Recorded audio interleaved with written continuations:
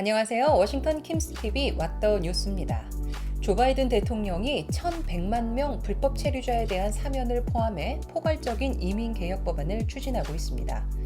만약 한국에서 지금 미국으로 이민을 온다면 쉽게 영주권을 딸 수 있는지 한국의 지인이나 친척들로부터 아름아름 질문을 받는 한인들이 많은데요. 과연 신임 대통령의 말을 믿고 지금 이민을 와도 되는 걸까요? 왓더 뉴스. 오늘은 지금 미국에 이민 오면 영주권 쉽게 받을 수 있는지에 대한 얘기를 해볼까 합니다. 왓더 뉴스 시작합니다.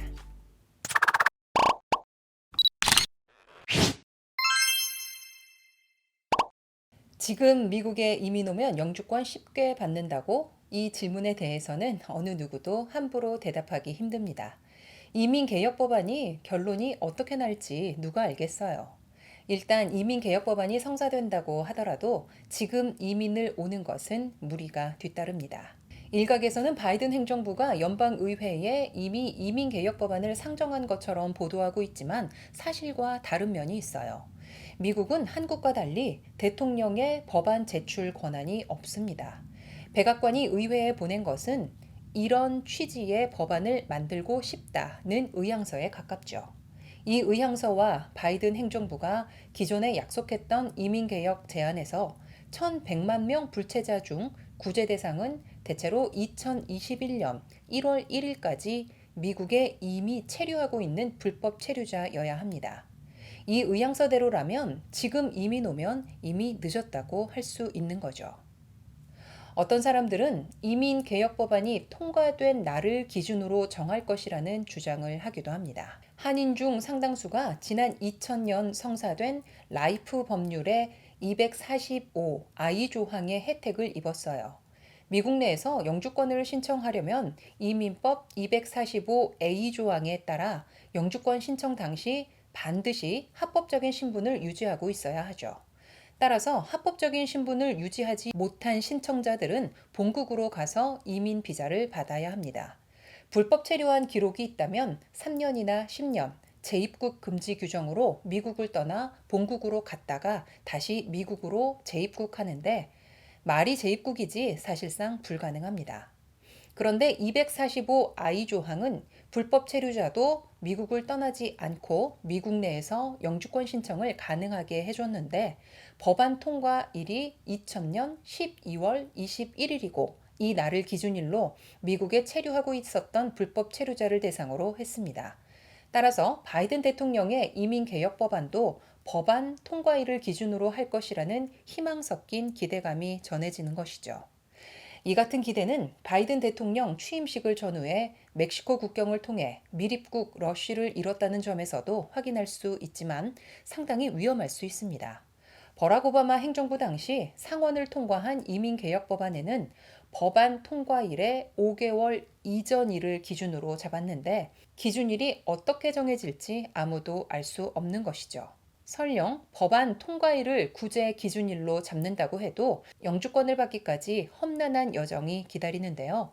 법안에는 일단 단기 체류 신분을 허락받고 5년 후 영주권을 신청할 자격을 갖추고 다시 3년 후 시민권 신청을 허용한다고 나와 있습니다. 그런데 5년이 지나면 자동으로 영주권을 준다는 건 아니죠. 5년 후 영주권을 신청할 수 있는 자격을 주는 것이지 영주권을 발급한다고 나와 있지 않습니다. 라이프 법률의 245 I 조항으로 인해 구제받은 불체자들도 취업 영주권 절차에 따라 스폰서 기업을 찾아 합법적인 영주권 경로를 밟아야 했습니다. 이들에게 조건 없이 영주권을 준다면 합법적인 영주권 대기자들과의 형평성이 맞지 않는 거죠. 다만 이민개혁 법안이 성사된다면 합법적인 이민 문호 적체가 사라질 수 있기 때문에 예전처럼 영주권 수속 기간이 그렇게 오래 걸리지는 않을 것입니다. 기존에 사용하지 못한 영주권 쿼터를 재사용하는 방법으로 합법 이민 문호를 크게 늘릴 수 있도록 배려한 조항에 기대를 걸어볼 만하죠. 이민 당국은 매년 발급 가능한 영주권 쿼터를 정하고 있어요. 그런데 거의 매년 이 쿼터를 다 소진하지 못하고 쿼터에 미달한 영주권은 다음 해에 이월시키지 않았죠. 이렇게 사용하지 않은 영주권 쿼터가 최근 20년 동안에만 50만 개, 최근 100년 동안에는 500만 개나 됩니다. 현재 영주권 적체는 가족이민 영주권이 376만 개, 취업이민 영주권이 21만 개로 400만 개 미만입니다. 만약 500만 개 미사용 쿼터를 모두 사용한다면 기존의 영주권 적체가 완전 해소될 수 있고 신규로 영주권을 신청하더라도 과거보다는 훨씬 빨리 영주권을 받을 수 있는 길이 열리겠죠. 하지만 지금까지 말씀드린 것은 모두 최상의 시나리오에 따른 것입니다. 이미 저희 왓더 뉴스 9번째 에피소드에서 말씀드린 대로 냉정하게 따졌을 때 이번 이민개혁법안은 성공할 가능성보다 실패할 가능성이 더 높습니다. 지금보다 오히려 오바마 행정부 때 법안을 성사시킬 수 있는 조건이 훨씬 더 좋았는데 실패했죠. 지난 2004년 공화당인 아들 부시 행정부도 이민개혁 법안을 추진했는데 오바마 때보다 더 좋은 조건 하에서도 실패했습니다. 미국은 이민자의 나라이기 때문에 결국 모든 불법 체류자를 사면할 수밖에 없다고 생각하시는 한인들이 많은데요.